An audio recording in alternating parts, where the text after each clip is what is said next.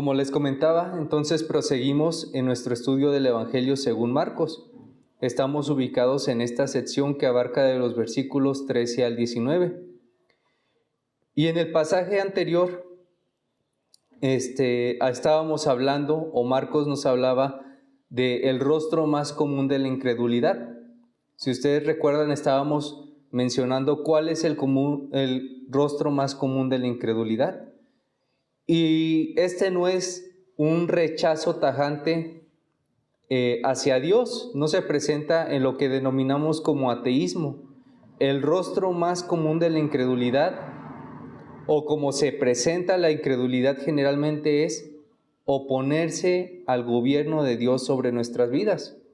Una persona que dice, no creo en Dios, o una persona que dice, yo sirvo a mi Dios, en realidad lo que está diciendo es, yo no quiero que el Dios verdadero, yo no quiero que el Dios de las Escrituras, el Santo Dios, gobierne sobre mi vida. Eso es lo que quieren decir las personas que rechazan al Dios de las Escrituras. Ellos no tienen problema con la idea de Dios. El rostro más común de la incredulidad no tiene problema con la idea de Dios.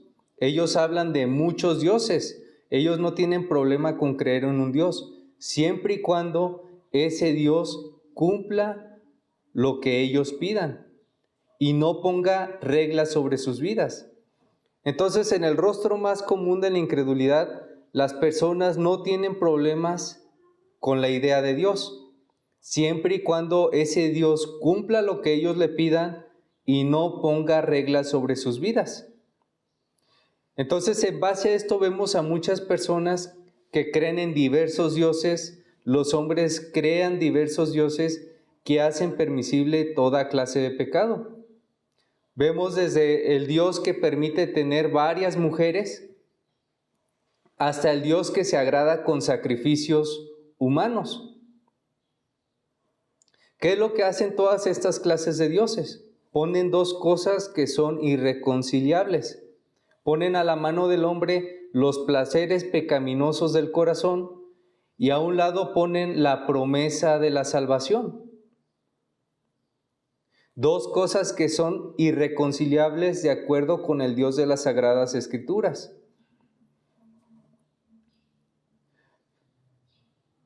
No sé si juntamente conmigo podemos comprender esto.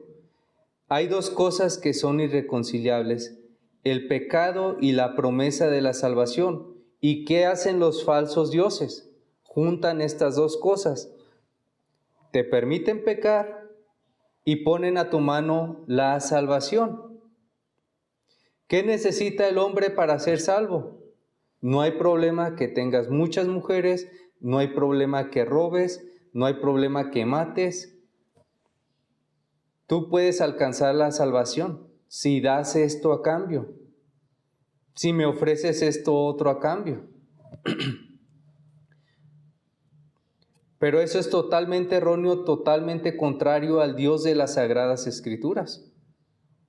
Si nosotros vamos a Apocalipsis 21:8, dice de la siguiente manera: pero los cobardes e incrédulos, los abominables y homicidas, los fornicarios y hechiceros, los idólatras y todos los mentirosos tendrán su parte en el lago que arde con fuego y azufre, que es la muerte segunda.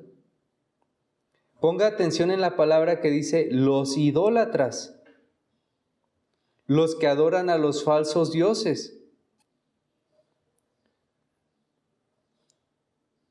Hay distinciones claves que nos presentan las Escrituras acerca del Dios verdadero. El Dios verdadero se distingue de los ídolos inventados por los hombres. Los ídolos inventados por los hombres siempre van a presentar estas dos cosas: permiten el pecado y ponen a la mano del hombre la salvación. Pero el Dios de las Escrituras tiene una característica esencial, fundamental, y es que es santo. Y al ser santo, Él no se agrada en la injusticia, no se agrada en el pecado. Y por eso Apocalipsis nos muestra que ni los idólatras, ni los hechiceros, ni los mentirosos, ni los fornicarios podrán entrar al reino de los cielos, sino recibirán la condenación eterna. El Dios verdadero se distingue por su gracia, por su santidad, por su perfección y por su justicia. Es majestuoso en gloria, aborrece y condena el pecado y se presenta como el único Salvador. El Dios de las Escrituras no pone a la mano de los hombres el que ellos puedan salvarse a sí mismos. El Dios de las Escrituras nos presenta cuál es el problema de los hombres y se nos manifiesta como el único que puede salvarnos de ese problema. Entonces menciono todo esto porque es necesario comprender lo siguiente. Ya que nuestro Dios es diferente, el Dios verdadero, el Dios de las Escrituras es totalmente diferente, también marca una manera distinta de vivir. Los que le siguen deben de seguirle de una manera distinta. No se puede reconciliar servir al Dios verdadero y continuar en las prácticas pecaminosas. De hecho, esa es la idea fundamental que nos presenta el libro de Apocalipsis. Nos presenta 7 iglesias y dentro de estas 7 iglesias, ¿qué encontramos? Hechiceros, mentirosos, idólatras, fornicarios. Y encontramos pequeños grupos dentro de la iglesia que perseveran en la fe que es en Jesucristo, que caminan de una manera distinta, que heredan y heredarán la promesa hecha por Dios, que siguen fielmente caminando en la fe.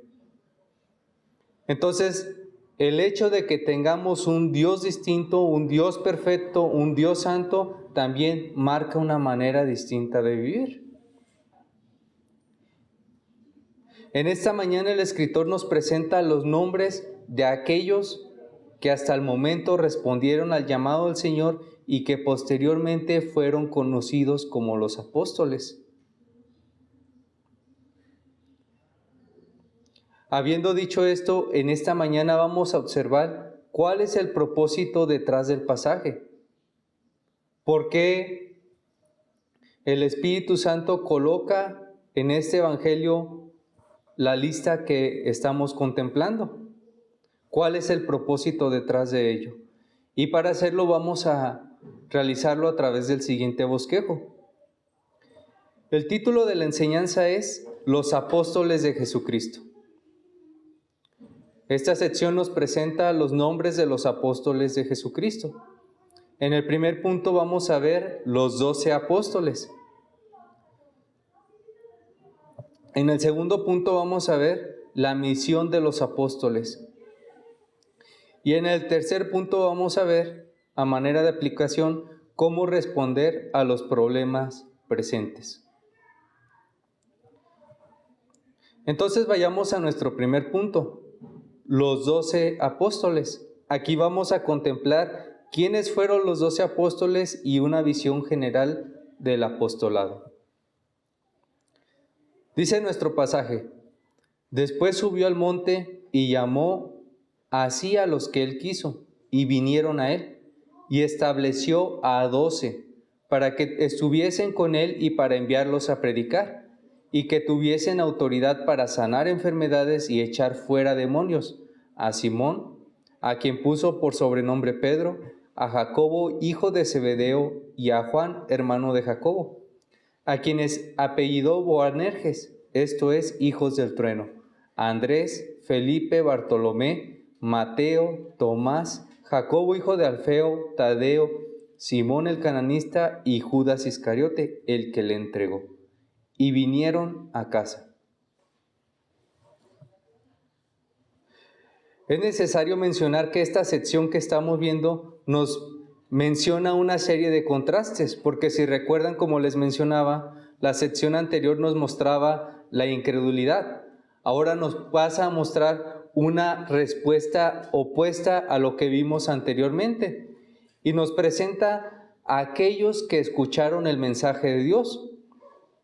Entonces, en la sección anterior vimos la incredulidad o la rebelión, es decir, no querer que Dios gobierne sobre nuestras vidas, y en esta sección vemos lo que es la fe, o creer, confiar y confesar, atender al llamado de Dios y rendirnos a su voluntad. Esta marca de la fe o este creer se nos presenta en la respuesta de los apóstoles a la predicación de Jesucristo hecha en los capítulos anteriores. Estos fueron los hombres que atendieron al mensaje del Señor. Entonces, nos concentraremos en esto durante esta sección. Vemos que el escritor nos enlista el nombramiento de los apóstoles del Señor. Comencemos hablando de lo que es ser un apóstol. Debemos decir que el tema del apostolado es muy importante de tratar durante estos días, durante los días que nos encontramos, porque es un tema en el cual no se suele tener mucha claridad ni entender la exclusividad del apostolado. El apostolado es algo que de manera histórica y progresiva ha perdido su significado y su dignidad. Pero notemos que el tema de la sucesión apostólica fue algo central en los primeros años de la Iglesia. Durante los primeros años de la Iglesia hubo herejes como Marción. Marción habló de dos dioses distintos, el Dios del Antiguo Testamento y el Dios del Nuevo Testamento, separando la idea que nos presentan las Sagradas Escrituras, un solo Dios. Un solo Dios que se nos presentan Padre, Hijo y Espíritu Santo. Marción no fue el único que causó problemas dentro de los primeros años de la Iglesia. También vemos los gnósticos. Los gnósticos de igual manera cambiaban la idea de Dios y dialogaban sobre el mal físico y no el mal espiritual. Entonces, estos junto con otros personajes deformaron las enseñanzas de las Sagradas Escrituras. Se jactaban de títulos que no les fueron conferidos por el Señor. Por lo cual fue muy importante hablar dentro de los primeros años de la Iglesia de quiénes fueron los 12 apóstoles del Señor y cuáles fueron las marcas particulares que distinguieron a los verdaderos apóstoles de los falsos apóstoles. Acerca de estas marcas sobresalieron 6 principalmente. Veamos cuáles fueron esas 6 marcas. La primera marca fue que los apóstoles fueron llamados de manera directa por el Señor durante su ministerio. Caminaron como discípulos y fueron testigos de la resurrección. Si van conmigo a Hechos, capítulo 1, en los versículos 21 al 22, veremos esto.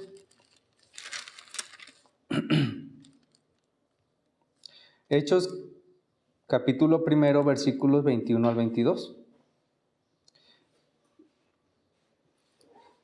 Es necesario, pues, que de estos hombres que han estado junto con nosotros todo el tiempo que el Señor Jesús entraba y salía entre nosotros, comenzando desde el bautismo de Juan hasta el día en que de entre nosotros fue recibido arriba, uno se ha hecho testigo con nosotros de su resurrección. Entonces vemos estos elementos que les he mencionado. Fueron llamados por el Señor directamente durante su ministerio, fueron testigos de sus obras, de las señales que fueron hechas por Él, caminaron como sus discípulos y presenciaron su resurrección.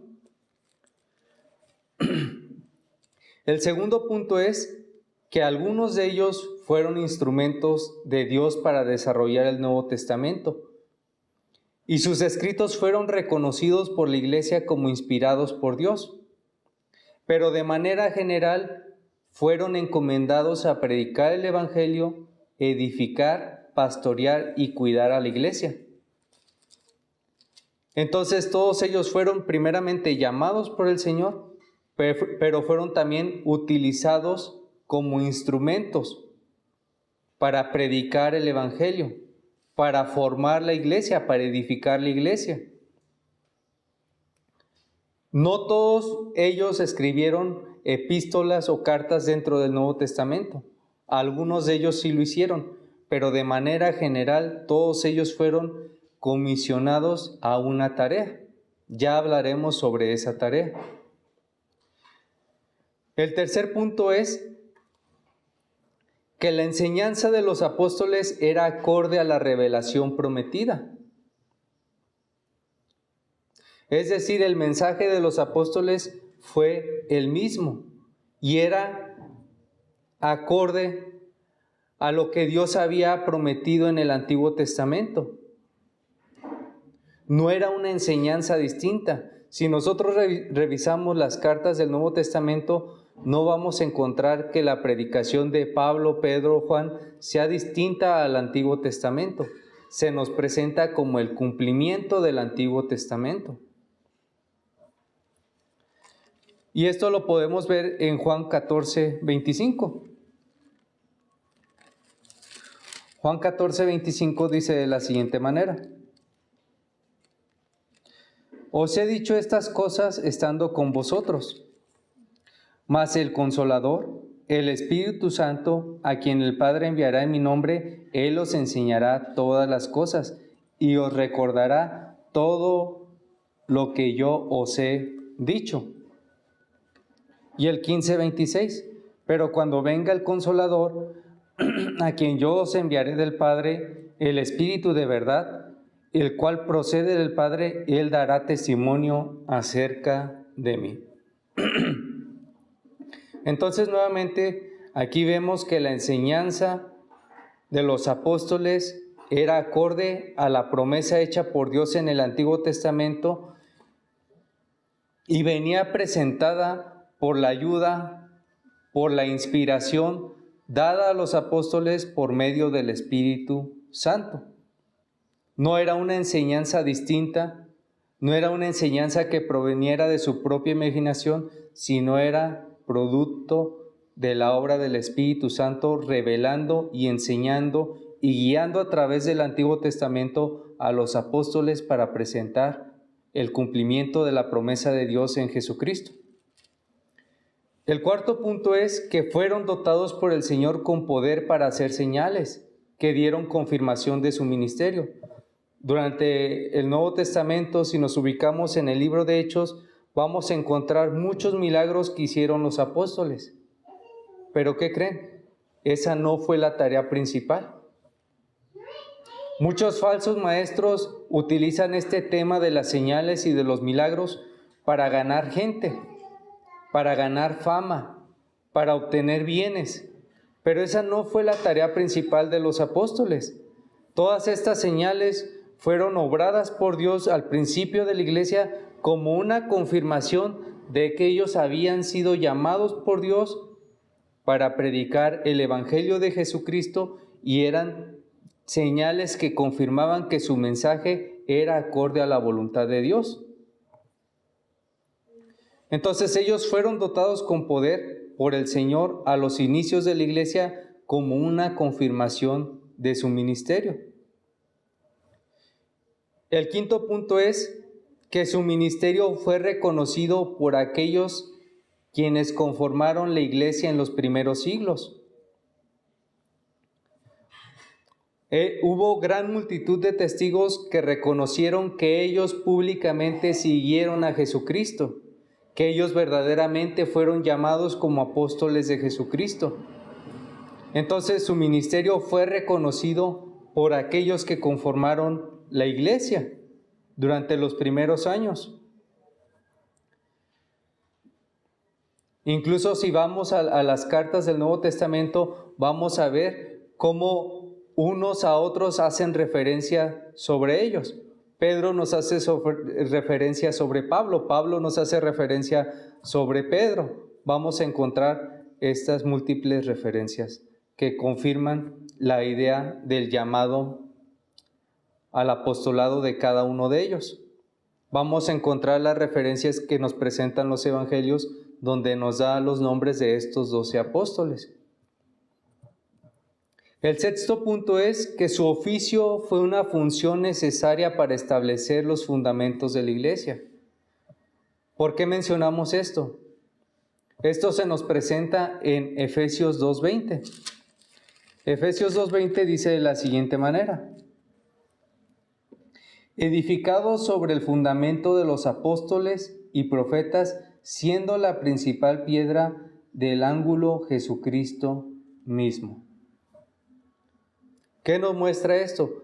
Que los apóstoles fueron encomendados con una función necesaria, y es edificar la iglesia en el Evangelio de Jesucristo. Ellos colocaron el fundamento. La idea que nos presenta Efesios es la siguiente: en la construcción del templo tenía que haber una piedra y se ponía una plomada, se tomaba una medida con un hilo sobre esa piedra para edificar todo el templo o el edificio. Entonces, Cristo es la piedra y los apóstoles son el fundamento que siguen la medida de esa piedra. La plomada. Entonces, los apóstoles ejercieron una función dada por Dios que fue necesaria para edificar la iglesia durante los primeros siglos. Y entonces, ante esto, ¿qué necesidad de apóstoles hay hoy en día? ¿O quién nombra apóstoles hoy en día? O más aún, ¿hay apóstoles hoy en día? Estas fueron las marcas principales que distinguían a los verdaderos apóstoles de los falsos apóstoles. El problema de los falsos apóstoles no es solamente de nuestros días, se ha presentado a través de la historia. Se presentó a los inicios de la iglesia, se presentó durante muchos años en la historia y se nos presenta ahora nuevamente. Pero ¿cuál es nuestra tarea? Recordar lo único y digno que es el llamado de los apóstoles. En nuestros días vemos muchos hombres que se autoproclaman como apóstoles. Pero ¿cuál es el problema con estos hombres? Que ellos no tienen las marcas del apostolado, las 6 marcas que hemos mencionado. E incluso ellos muestran grandes contrastes con estas marcas. Todos estos contrastes nos ayudan a nosotros a reconocer a los falsos apóstoles o a los falsos maestros. Una cosa que debemos tener presente en este estudio que estamos haciendo en Marcos 3, a través de esta lista, es que el llamado a ser apóstol es un llamado soberano y único hecho por Dios dentro de la historia. No es un llamado hecho por hombre. Hay muchos falsos maestros que nombran a otros apóstoles, que les imponen manos y que nombran a otros apóstoles. Recordemos que el llamado a ser apóstol es un llamado hecho solamente por Dios soberanamente y es único, histórico, exclusivo. No es un llamado hecho por hombre.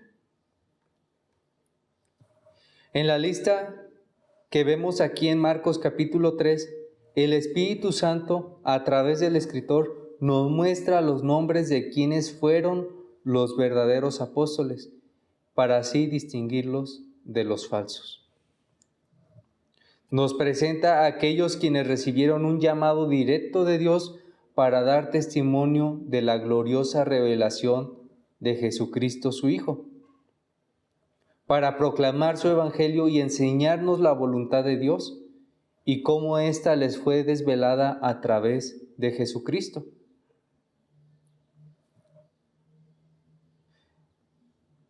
Habiendo mencionado esto, pasemos a nuestro segundo punto.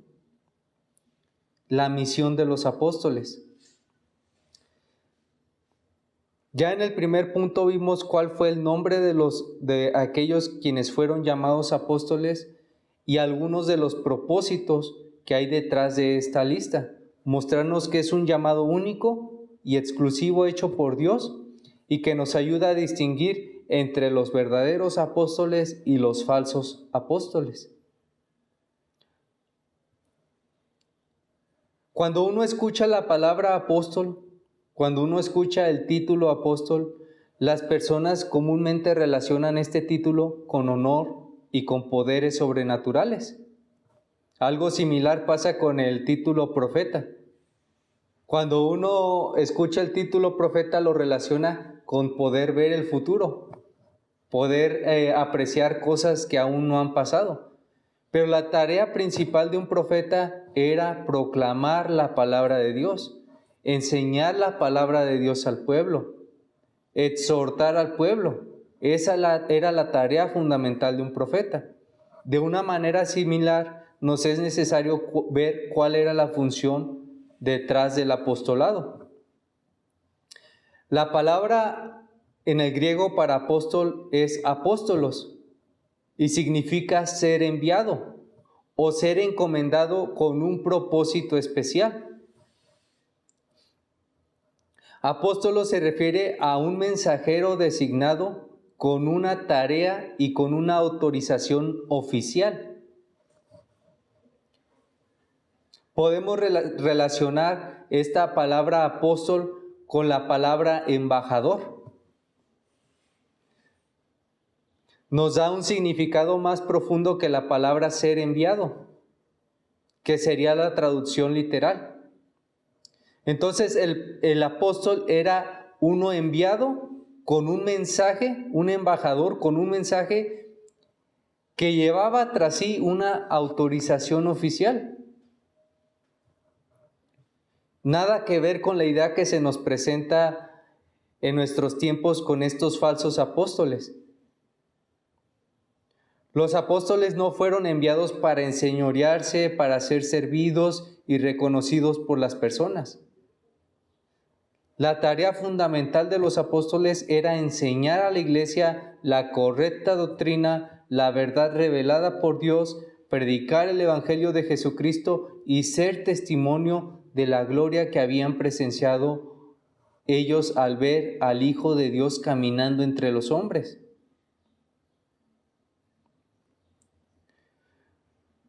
Mientras menciono esto, no puedo evitar recordar esos videos que también usted ha visto en alguna ocasión, de esos falsos obreros en Estados Unidos o en algún lugar en África, y sin irnos muy lejos también aquí en nuestro país, que están rodeados de una gran multitud de personas que esperan recibir un milagro o tener una manifestación sobrenatural. ¿Qué es lo que ignoran las personas? Al relacionar el título apóstol con poderes sobrenaturales, con milagros, la gente pierde de vista cuál era la tarea fundamental de los apóstoles e ignora que aún el diablo puede hacer señales sobrenaturales. De hecho, el diablo hace señales sobrenaturales para desviar a las personas y que no conozcan la verdad. Vayan conmigo, por favor, a Segunda de Tesalonicenses. Segunda de Tesalonicenses, capítulo 2, y voy a leer a nuestro favor los versículos 1 al 12.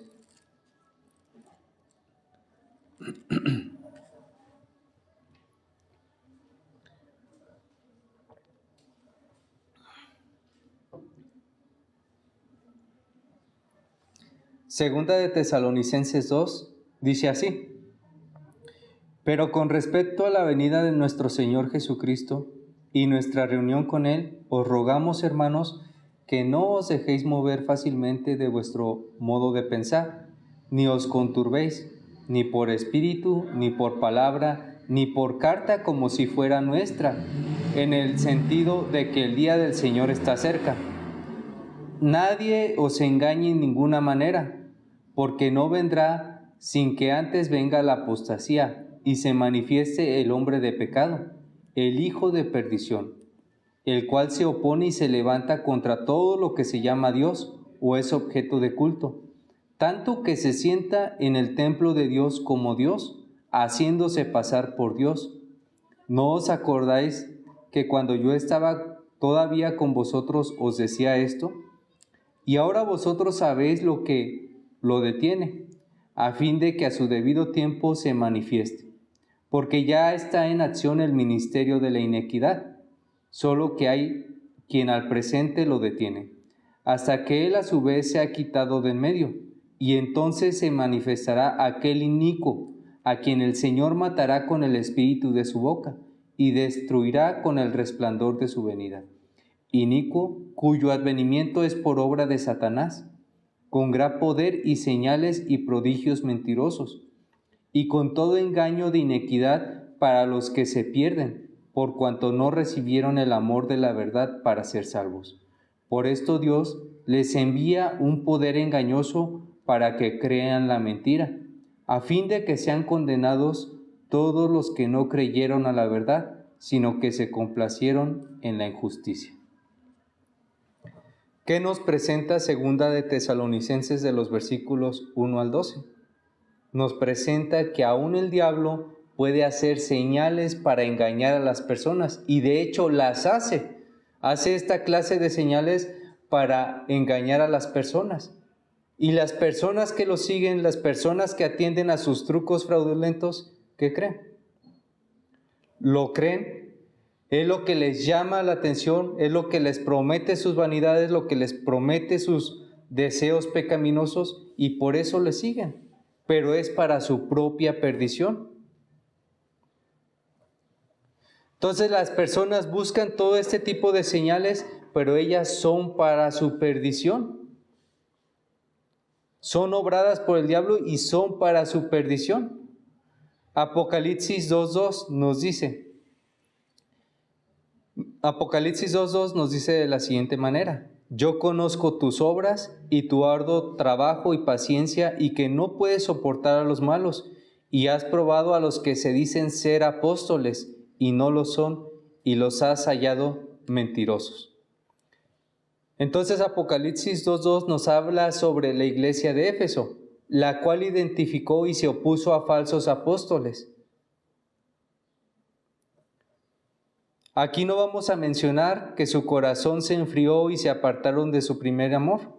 Ese no es el enfoque de esta enseñanza con respecto a esta cita. Nos enfocamos a la lucha de la iglesia de Éfeso contra los falsos apóstoles. Entonces, dentro de los primeros años de la iglesia se presentaron falsos apóstoles, lo siguen haciendo a través de toda la historia hasta nuestros tiempos. Pero ¿a quién creen que sirven? ¿O por quién son enviados? ¿O de quién son embajadores? No son enviados por Dios. Son enviados por el diablo. ¿Y con qué propósito? Con el propósito de engañar a las personas y llevarlos a la eterna condenación. ¿Y saben qué? Parece que esta clase de prácticas impera hasta nuestros días. ¿Por qué muchas de las personas no asisten a las iglesias o no creen en las iglesias o creen que en las iglesias no se les va a enseñar la palabra de Dios? Porque muchas de las iglesias están llenas de falsos maestros, de falsos embajadores.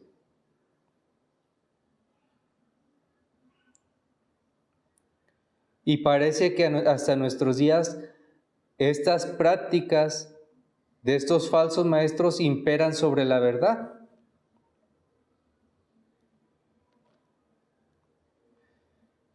En nuestros días vemos que es más fácil y atractivo para las personas creer en los trucos fraudulentos del diablo que creer en la verdad.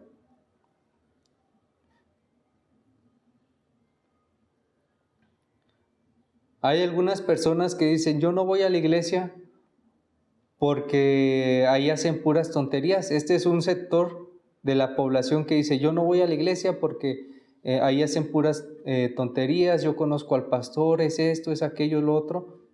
Y tienen razón, porque las iglesias se han llenado de falsos maestros. Y por otra parte vemos a ese mismo sector de la población yéndose detrás de trucos baratos, yéndose detrás de falsas tradiciones. Dígale a una persona sobre un hombre que puede hablar con los muertos y sanar personas. Y le apuesto que al día siguiente va a tener al menos 10 personas haciendo fila para escucharle. Dígale a una persona que lea la Biblia, predíqueles a 10 personas la verdad y va a ver cómo esas personas le ignoran y buscan oírle. Buscan huirle, no oírle, huirle. Haga esa prueba. Háblele a una persona sobre alguien que tiene poderes sobrenaturales para hablar con los muertos y va a ver cómo al menos en un mes va a tener 30, 40 personas ahí. Dígale a una persona que si puede ir a su casa, estudiar la Biblia, leer la Biblia. Dígale a una persona, dígale a su hijo que lea la Biblia. Háblele a una persona el Evangelio que nos presentan las Escrituras, y van a ver cómo no van a atender a lo que le dicen, cómo lo van a ignorar. ¿Qué es necesario?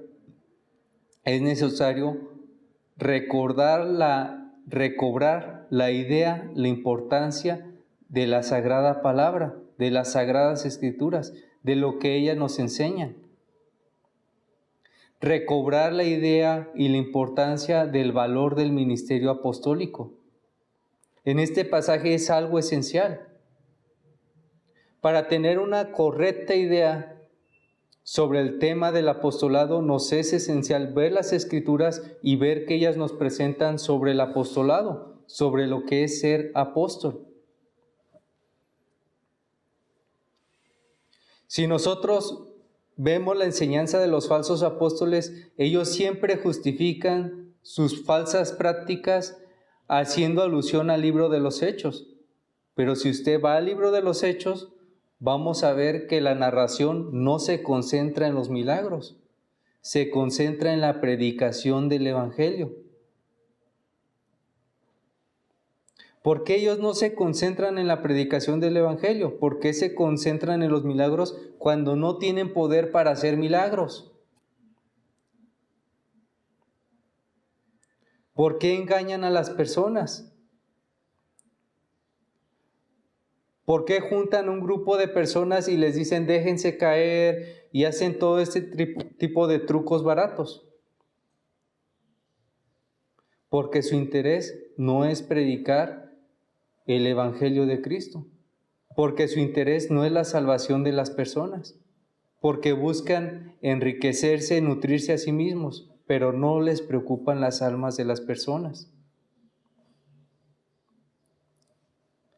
Debemos entender en este segundo punto que la tarea central de los apóstoles fue enseñar a la iglesia a cómo vivir el Evangelio como discípulos de Jesucristo. La tarea principal de los apóstoles fue predicar el Evangelio y enseñar a las personas qué es lo que significa vivir el Evangelio como un discípulo. La tarea central de los apóstoles era dar testimonio de Cristo como el cumplimiento de la promesa hecha por Dios. ¿Dar testimonio de qué? Dar testimonio de su vida, de las señales que confirmaron quién era Él, de su enseñanza, de su muerte y de su resurrección, de la revelación encomendada por Dios y sus promesas, y llamarnos a la fe en Cristo como el único Salvador. Esas fueron las tareas principales, fundamentales de los apóstoles. Predicar que Cristo es el Salvador prometido por Dios en las Sagradas Escrituras y presentar cómo Él ganó el perdón con su vida, el perdón de su pueblo, con su vida, su muerte y su resurrección.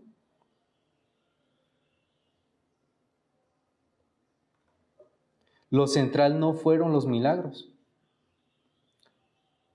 Lo central era hacer una presentación de Cristo. ¿Por qué es necesaria una presentación de Cristo? porque Cristo es el único que puede solucionar todos los problemas del hombre. Él es el que quita la ira de Dios sobre nosotros. Él es el que remedia la maldición de la muerte, dándonos vida eterna. Él es el que quita al enemigo de nuestras almas y lo arroja en el juicio al infierno para su eterna condenación. Tienes aflicciones, tribulaciones, enfermedades. Cristo siempre es la solución y no es una solución ficticia. ¿A quiénes buscaron los apóstoles? ¿A quién buscaba la iglesia si nosotros hacemos una revisión del Nuevo Testamento, incluso del Antiguo Testamento? ¿A dónde se dirigían las personas siempre ante cualquier situación? ¿Y quién era el remedio de cualquier situación? Dios. Y es que Dios siempre lo ha sido. Cristo siempre lo ha sido. Usted tiene una enfermedad, va al médico.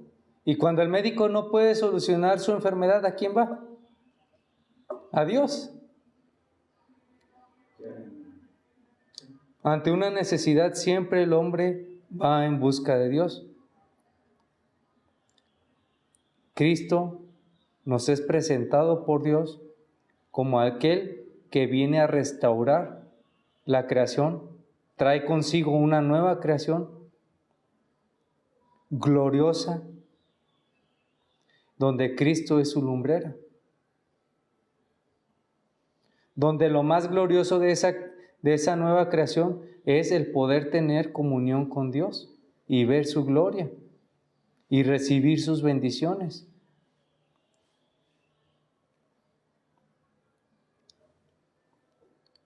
La función de los apóstoles la debemos contemplar en la Gran Comisión.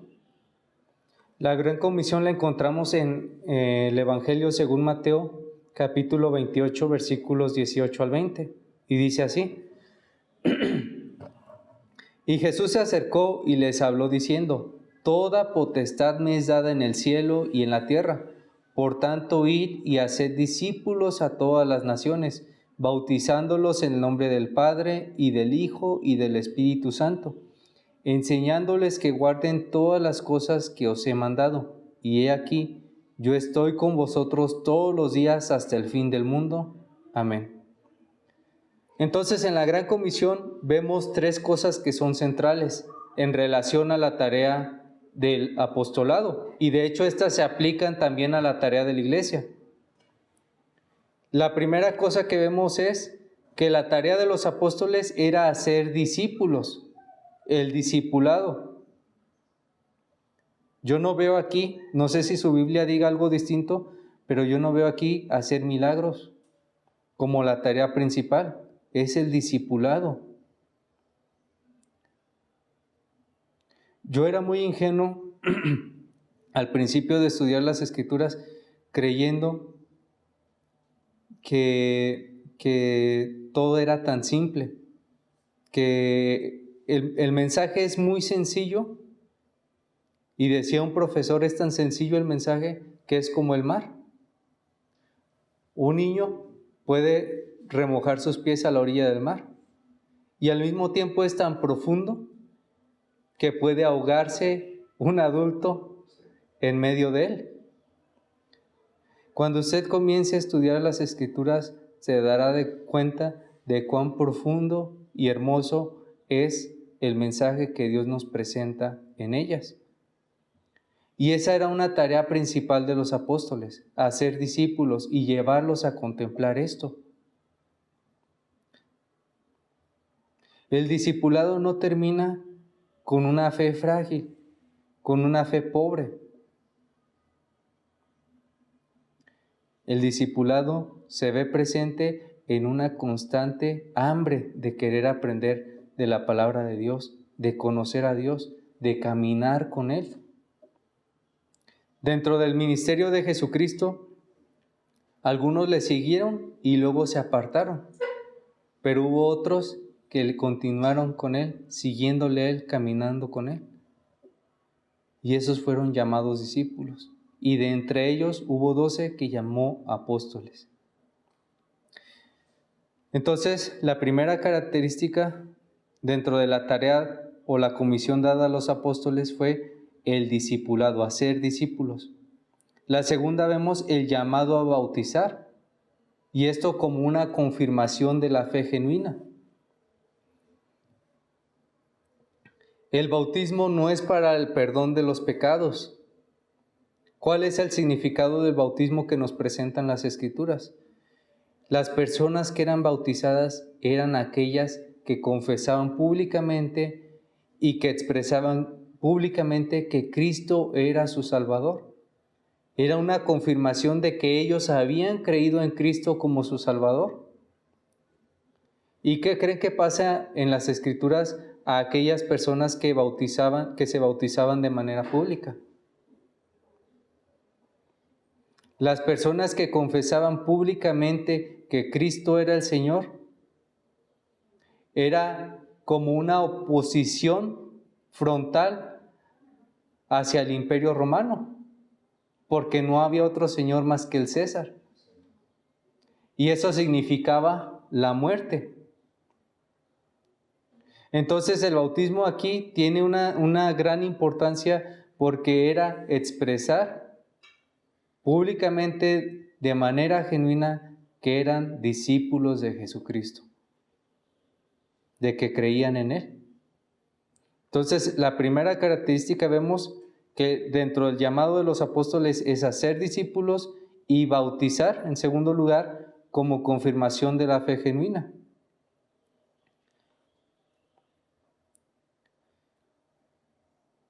Y después vemos enseñándoles que guarden todas las cosas que os he mandado. ¿Y qué vemos aquí? La sana doctrina. Vemos que la tarea de los apóstoles y como les decía, en relación también con la tarea de la iglesia, es enseñar a los discípulos la sana doctrina, instruirlos en la sana doctrina. Enseñándoles no solo la sana doctrina, sino también velando porque la sana doctrina sea salvaguardada. Y es que la tarea de la predicación no termina con nosotros. Nosotros somos solamente un pequeño puntito, somos nada. Nuestra tarea es temporal, pero nuestra tarea es sumamente importante. Nuestra tarea es enseñar la palabra de Dios, enseñar a las personas la verdad. Y la verdad tiene que continuar por sí sola, buscando hogares que la sigan comunicando, buscando discípulos, buscando maestros que la sigan presentando. A los principios de la iglesia también vimos muchos mártires.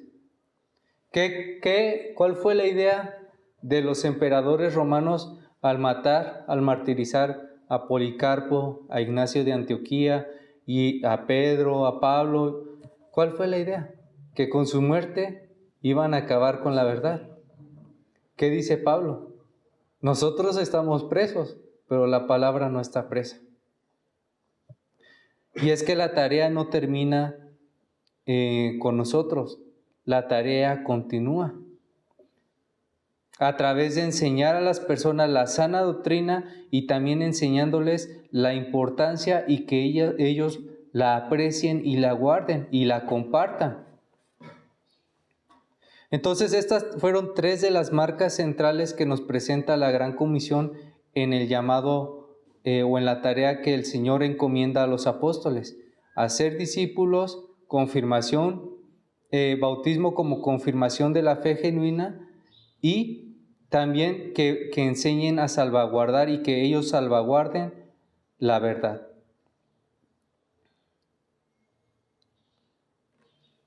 Esto también lo vemos en otros pasajes, Romanos 1:1, segunda de Pedro 1:2, primera de Juan 1:4. Los apóstoles entendieron la centralidad y la importancia de la gran comisión que el Señor les había hecho: hacer discípulos,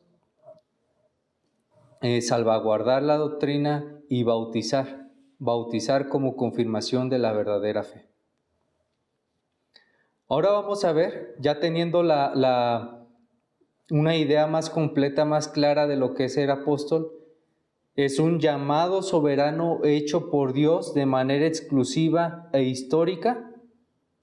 Fueron 12 los apóstoles y se les encomendó una tarea específica: predicar, dar testimonio de la vida, de la muerte, de la resurrección de Jesucristo y enseñar a las personas el Evangelio. Enseñar el Evangelio y cómo vivir en el Evangelio y hacer discípulos. Ahora vamos a ver en tercer lugar la aplicación. ¿Cómo responder a los problemas presentes?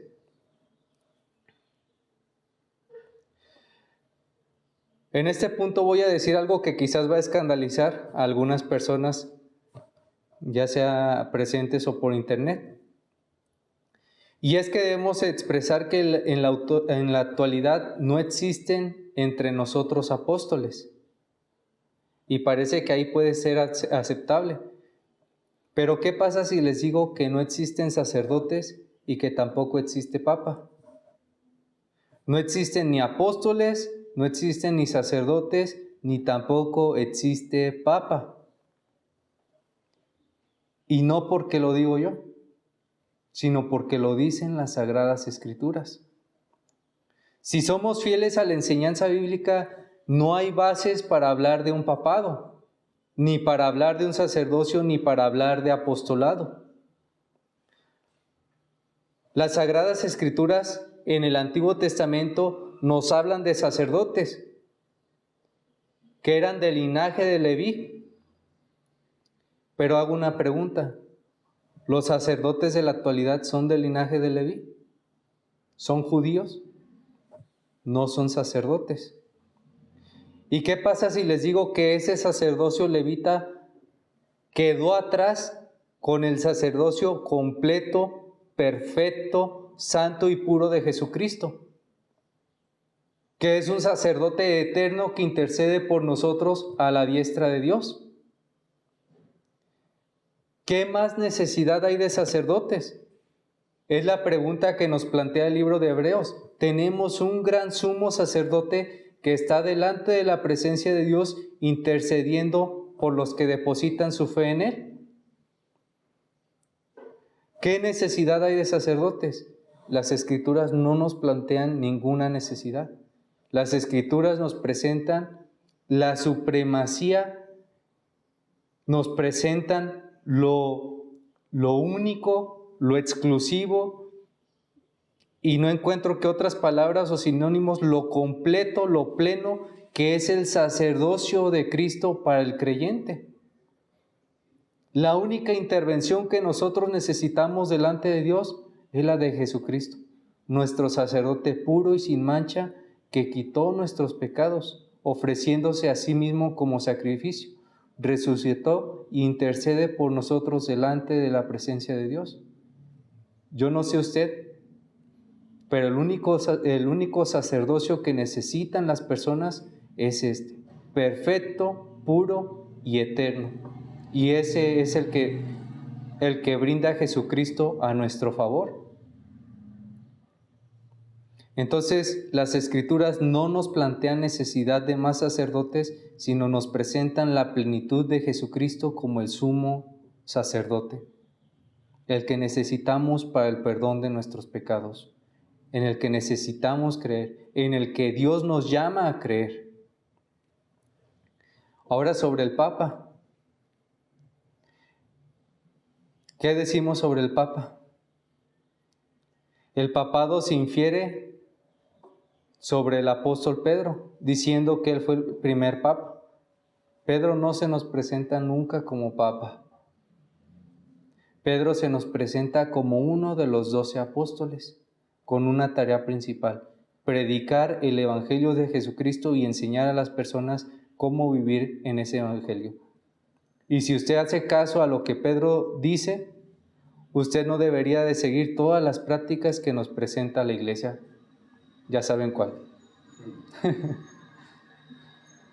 Entonces no hay papa y no hay sacerdotes, porque solo hay un sumo sacerdote que es Jesucristo, y hay 12 apóstoles y ya vimos cuáles son sus nombres. Vamos a hablar ahora qué es entonces o cuál es el ministerio que Dios establece para la iglesia. Si ya no hay apóstoles, ¿cuál es el ministerio que Dios estableció para su iglesia? Y el ministerio que Dios estableció para su iglesia es pastores, maestros y diáconos. Y esto nosotros lo vamos a encontrar en las epístolas pastorales. Primera de Timoteo, Segunda de Timoteo y Tito. Entonces, Dios estableció pastores y maestros para continuar con la enseñanza de los apóstoles, para seguir instruyendo y cuidando de la iglesia, para predicar el evangelio de Jesucristo y salvaguardar la sana doctrina. El Nuevo Testamento en el libro de Hechos 14:23, nos habla del nombramiento de ancianos. Noten que la palabra es ancianos, no sacerdotes, no papas. La palabra es ancianos. Y dice así, y constituyeron ancianos en cada iglesia. La palabra anciano aquí es presbítero. Esa es la palabra en griego. Y la palabra nos denota hombres experimentados, dotados y capacitados para instruir a otros, para enseñar a otros, no para representar a otros, para instruir y enseñar a otros. Esa es la tarea de un presbítero, un hombre experimentado, dotado y capacitado para enseñar a otros. Segunda de Timoteo 3:2.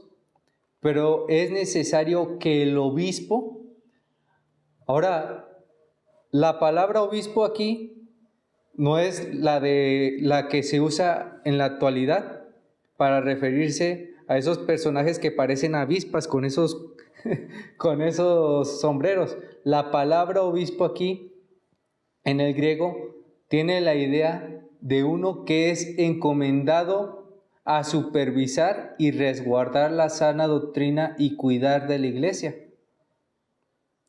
La palabra obispo comúnmente en la actualidad se desarrolló como uno que es encargado sobre varias iglesias, pero ese no es el significado que se nos presenta aquí en las Escrituras en el idioma original. Es uno que está encargado a resguardar la sana doctrina y cuidar de la iglesia. Y de hecho era un título aplicado a una persona dentro de una iglesia local. Entonces aquí vemos dos palabras que nos presentan la tarea de los pastores. Eran hombres experimentados, dotados y capacitados para instruir a otro, pero también eran encargados de supervisar y resguardar la sana doctrina y cuidar de la iglesia. Ahora vamos a ver una tercera palabra, Efesios 4:11. Y él mismo constituyó a unos apóstoles, a otros profetas, a otros evangelistas, a otros pastores y maestros. Ahora, este pasaje no debemos de interpretarlo como que en la actualidad Dios constituye apóstoles y a otros profetas. No. Lo está hablando de una manera general dentro de ese contexto, pero las mismas escrituras nos presentan que el ministerio o los ministerios que continúan son los de pastores y maestros. Entonces, pongamos atención en la palabra pastores. Esta palabra se nos presenta, de hecho, en muchos otros pasajes. La vemos en Primera de Pedro 5:2, Hechos 20:28, Juan 21:16 y muchos pasajes más. Y vemos que la función de los encargados de la iglesia se encuentra comúnmente relacionada con la imagen de un pastor. La palabra pastor ahí literalmente significa pastor, pero tiene el propósito de comunicarnos la siguiente idea. La palabra pastor nos comunica a uno que alimenta, que guía y que protege el rebaño. De hecho, cuando el Señor Jesucristo le pregunta a Pedro que si le ama en el Evangelio de Juan, vamos a ver que la tarea que le encomienda el Señor va más relacionada a la de un pastor. No tiene nada que ver con la idea de un sacerdote, sino la idea de un pastor. Entonces la palabra poimen en el griego, que significa pastor, tiene la idea de uno que alimenta, que guía y que protege el rebaño. Entonces estas tres palabras nos presentan cuál es la tarea o la función de aquellos que fueron encomendados a continuar con el ministerio o con la tarea que fue encomendada a los apóstoles inicialmente.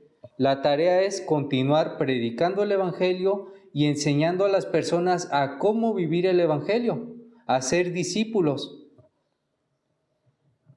Y estos hombres que son encomendados a continuar con esta tarea se les llama pastores.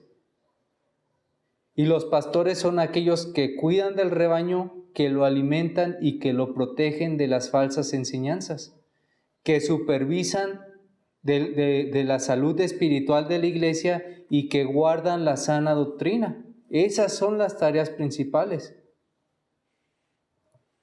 Entonces, a través de esto que hemos mencionado, ¿cómo debemos de responder al problema presente?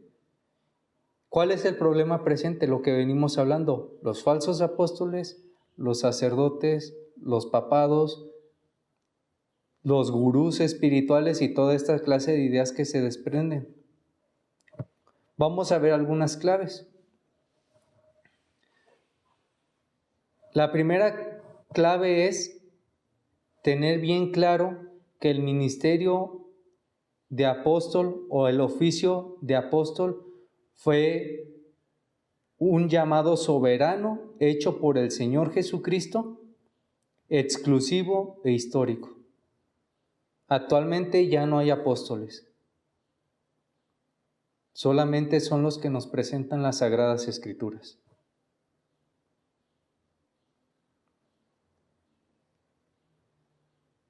Y la tarea de los apóstoles no era hacer milagros principalmente, era predicar el Evangelio y enseñar a las personas las Sagradas Escrituras, la voluntad de Dios. Entonces esa es la primera manera en cómo debemos de atender o responder al problema presente. Segundo, despojándonos de las falsas enseñanzas. Todos, de manera natural, hemos aprendido y adoptado tanto ideas como costumbres a través de nuestro desarrollo, a través de nuestro crecimiento. Pero hay una cosa que no hemos hecho. Nunca las hemos cuestionado ni las hemos puesto a prueba. Por ejemplo, no sé si recuerdan el poner un vasito de agua detrás de la puerta, ¿verdad? O muchas otras cosas que se hacen. Lavarse con esos jabones que traen dinero y que simplemente las personas las aceptan como una costumbre y que puede funcionar, pero nunca las hemos cuestionado ni las hemos puesto a prueba. La iglesia del Nuevo Testamento dejó de adorar a Diana, la diosa de los efesios, y de dar culto al emperador. Abandonaron la idolatría y la fornicación con las sacerdotisas en los templos cuando conocieron la verdad. En la Universidad de Guanajuato pusieron un pasaje de las Escrituras hace muchos años que dice, y la verdad os hará libres. Tener el pasaje ahí como una fórmula mágica no es el propósito, no es la función natural de ese pasaje. La función de ese pasaje tiene verdaderamente poder cuando nosotros comprendemos lo que significan esas palabras. Y es que solamente la verdad, la palabra de Dios, nos puede llevar a abandonar la idolatría y las tradiciones a las cuales jamás hemos cuestionado. Les mencionaba sobre la iglesia del Nuevo Testamento. ¿Ustedes creen que le fue fácil a la iglesia abandonar a sus falsos dioses? ¿No? ¿Quién rompió esas cadenas? Fue la verdad. Cuando ellos conocieron la verdad, cuando ellos conocieron la palabra de Dios, quién es el Dios verdadero, todas esas tradiciones, todas esas costumbres, todas esas falsas ideas fueron destruidas por la verdad. De igual manera, cuando usted conozca la verdad, será la misma verdad la que lo hará libre de las mentiras del diablo y de las costumbres y de las tradiciones desarrolladas por él para mantener entretenida y presa a la gente bajo esclavitud. ¿Quién es el que le promete a todas esas personas que van a bailar hoy en el Día de los Locos que a través de hacer mandas y de bailar y de allá hacer eso van a alcanzar el perdón con Dios? Eso no lo va a encontrar en las Escrituras. Eso no lo va a encontrar jamás ahí. Las personas hacen eso creyendo que pueden pagar por sus pecados. Y es mi obligación decirles en este día que eso incrementa sus pecados. Usted puede bailar y no es pecado, pero creer que baila y que con eso va a lograr el perdón y el favor de Dios, eso sí es pecado, porque es una mentira, es contradecir lo que Dios dice.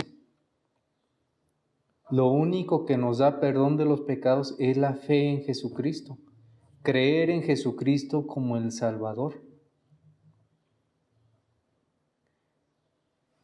Las costumbres, las falsas ideas desarrolladas por el diablo mantienen esclavas a las personas y las mantienen entretenidas y reconcilian las dos cosas que son irreconciliables y que habíamos mencionado al principio: el pecado y la salvación del hombre. Son dos cosas que no son reconciliables. Para que estas dos cosas sean resueltas, Cristo tiene que perdonar nuestros pecados, tiene que salvarnos. Cristo es el que quita nuestro pecado y no es el hombre el que se salva, es Cristo el que nos salva. Y eso es lo que dicen las Sagradas Escrituras. Entonces, en este segundo punto, debemos de despojarnos de las falsas enseñanzas. ¿Y cómo? A través de conocer la verdad. La verdad os hará libres. Identificando los falsos maestros de los verdaderos. Como les decía, en la actualidad hay falsos maestros, hay falsos apóstoles, hay falsos pastores, hay falsos obreros. ¿Cómo se distinguen los falsos de los verdaderos? Es elemental ser diligentes en el estudio de la palabra. Yo recuerdo que mi pastor me decía: no crean las cosas porque yo se las digo. Vayan a las Escrituras y vean si lo que yo les digo es verdad. Si lo que yo digo es lo que está ahí escrito. Entonces es indispensable el revisar las Escrituras y comparar si la enseñanza proviene de Dios o proviene del hombre. Eso es elemental. Usted debe de estudiar las Escrituras, debe de ir diligentemente y comparar si lo que se le está diciendo es acorde con lo que enseña Dios o es conforme al corazón del hombre.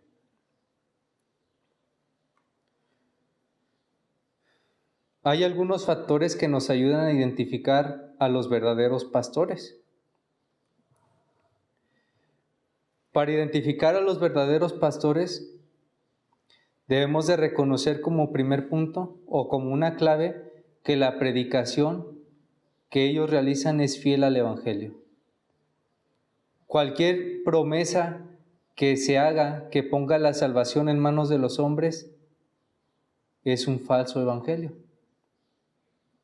Cualquier predicación o enseñanza que lleve a los hombres a pecar, que promueva el pecado, es un falso evangelio.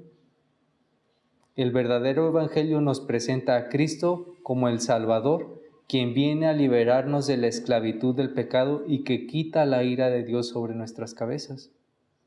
Nos presenta a Cristo como aquel que tiene el poder para cambiar y renovar nuestras vidas. Entonces, una de las claves es la predicación fiel al Evangelio. La segunda clave es la sana doctrina. La sana doctrina. Si la persona enseña cosas que no están presentadas en las Escrituras, es una falsa doctrina. La sana doctrina quiere decir que es una persona que incluso se niega a sí mismo y enseña fielmente y puramente la palabra de Dios. Entonces la segunda marca es la enseñanza de la sana doctrina o la perseverancia también en la sana doctrina. Un verdadero maestro siempre lo va a llevar a estudiar las Sagradas Escrituras. Siempre le va a decir qué dicen las Sagradas Escrituras. El tercer punto es la correcta administración del bautismo y de la cena del Señor. Este punto dentro de nuestros tiempos es muy menospreciado y muy desviado hacia otras ideas, pero debe haber una correcta enseñanza, una correcta instrucción de lo que es el bautismo y la cena del Señor. Entonces aquí el bautismo no se puede aplicar a la ligera y no se debe de presentar promesas erróneas en relación al bautismo. Vimos que el bautismo es una tarea encomendada por el Señor y aplicada a los verdaderos discípulos como una confirmación de su fe, no un medio para la salvación. Y estas dos cosas son dos cosas que nosotros también debemos de buscar celebrar. Debemos de buscar administrar como misión y que iremos desarrollando con el tiempo. El cuarto punto es una sobria y adecuada administración en el servicio de adoración dirigido a Dios. ¿Qué vemos en los servicios de adoración de hoy en nuestros días? Que se enfocan en el hombre. Le ponen la música que el hombre quiere escuchar, le dan lo que el hombre quiere escuchar, y no tiene que ser todo malo. Se puede presentar en un convivio, como una asociación, se puede presentar con todas estas cosas, tiene distintas caras. Pero si el servicio de adoración no va dirigido a Dios, entonces va dirigido al hombre. Si en el servicio de adoración solamente se enfoca en buscar lograr una sociedad, no va dirigido a Dios, va dirigido al hombre. Yo creo que hay muchas imágenes que nos presentan cómo son los servicios de adoración de hoy en nuestros días. Usted va a encontrar un guitarrista con su guitarra eléctrica detrás del púlpito, con luces y humo saliendo por los lados y con una gran multitud de gente escuchándole. Y déjenme decirles que si quiere hacer eso puede irse a un concierto, puede disfrutar de un concierto. Y créame que estar en ese concierto no es pecado, pero llevar el concierto a la adoración de Dios sí es pecado. Sí es pecado.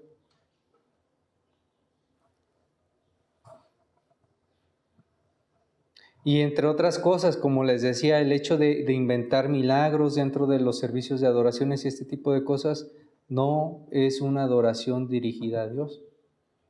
El perder de enfoque la predicación del Evangelio no es una adoración a Dios. El concentrarse en engañar a la gente y recibir bienes, aun si no se mete este tema de los milagros, si solamente se va al púlpito, se para uno, empieza a acusar a las conciencias de las personas, preguntándoles, ¿leyeron la Biblia? ¿Oraron? Yo fui una vez a un servicio donde el pastor se puso delante y comenzó a preguntar a las personas, ¿quién leyó su Biblia? ¿Quién oró esta semana? ¿Quién compró su librito de estudio? Y no hubo predicación. ¿Qué hermano quiere pasar acá a expresar algo adelante? Ese fue el culto de adoración. Ese no es un culto de adoración. Una de las marcas del culto de adoración es que va dirigido a Dios. Se presenta la palabra de Dios y se lleva a ver a las personas que Cristo es el único que debemos de poner o tener nuestros ojos siempre sobre Él. Él es el Salvador. Entonces, en conclusión, después de ver estas 4 claves, ¿cómo debemos de responder a los problemas presentes? Retomando los principios establecidos por Dios para el pastorado. tener una visión clara de que el apostolado ya fue histórico y exclusivo y que la tarea fue encomendada a pastores que son hombres encargados, experimentados, para cuidar, para velar por la sana doctrina y por la grey de Dios, para alimentar el pueblo de Dios. No hombres que se enseñoreen sobre la iglesia, sino hombres que oren por la iglesia, que les presenten la palabra de Dios a la iglesia, que se preocupen por la iglesia. Hombres que luchen contra las falsas enseñanzas. ¿Y cuál es la tarea para nosotros de manera particular? La verdad nos hará libres. Limpiar nuestras mentes con la palabra de Dios.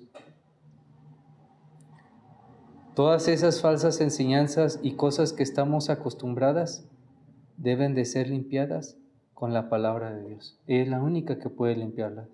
Es Dios el único que puede limpiar nuestras mentes y llevarnos a contemplar su gloriosa verdad. Entonces, el propósito de este pasaje que nos presenta este evangelio es mostrarnos a los 12 apóstoles, aquellos que fueron llamados por el Señor. Les fue encomendado la tarea principal de predicar el evangelio y dar testimonio de la vida, de la muerte, de la resurrección y de la enseñanza de Jesucristo, y quienes se encomendaron para proseguir con esta tarea a apóstoles, a pastores que cuiden de la iglesia del Señor. No hay más apóstoles, no hay más sacerdotes, no hay papas, solamente hay hombres que son encargados de predicar el evangelio de Cristo y llevar a las personas a ver a Cristo como su Salvador. Pastores. Y el tema de los pastores será algo que abarcaremos con mayor profundidad durante algún estudio que nos lo permita, pero esta es solamente una visión general. Que el Señor nos ayude en este día a poder comprender lo fundamental que es la predicación del evangelio y llevar nuestras vidas a conformarse a él, y que nuestras mentes sean renovadas por la verdad, por la palabra de Dios. Acompáñenme a orar, por favor. Padre Santo, te damos gracias por tu palabra, gracias por la enseñanza de este día. Señor, ayúdanos a ver la importancia de estos temas que hemos abarcado. Ayúdanos a que nuestras mentes sean renovadas por tu palabra, seamos llevados a ver tu verdad y tu verdad nos haga libres de todas esas ideas y de todas esas costumbres a las que hemos estado arraigados. Ayúdanos a poder confiar libre y plenamente en tu palabra. Los hombres pueden mentir, nuestros corazones y nuestras mentes pueden mentir, pero tu palabra no puede mentir, porque tú no mientes, Señor. Ayúdanos a abrazarnos fuerte y firmemente de tu verdad. Ayúdanos a ver a Jesucristo y su gloria, a verlo a Él como el único Salvador.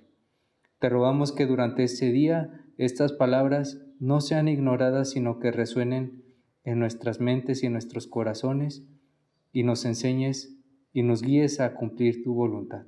Ayúdanos, por favor, Padre. Te rogamos estas cosas en Cristo Jesús nuestro Señor. Amén.